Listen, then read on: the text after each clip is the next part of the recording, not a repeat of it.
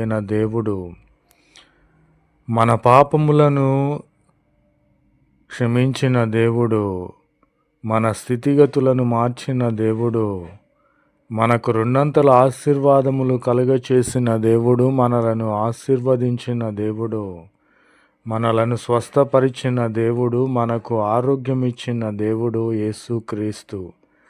మనకు ఆయుష్నిచ్చిన దేవుడు, మనలను పోషించుచున్న దేవుడు, మనకు వస్త్రములనిచ్చిన దేవుడు, మనకు అన్నపానములిచ్చిన దేవుడు, మనకు ఏది కావాలో ముందుగానే తెలుసుకొని సమస్తము మన కొరకు సిద్ధపరిచిన దేవుడు.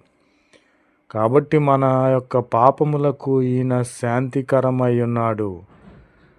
తన యవ్వన రక్తమును మన కొరకు కార్చి శాంతికరమైనటువంటి అట్టి స్థితిని మనకు అనుగ్రహించి మన పాపములు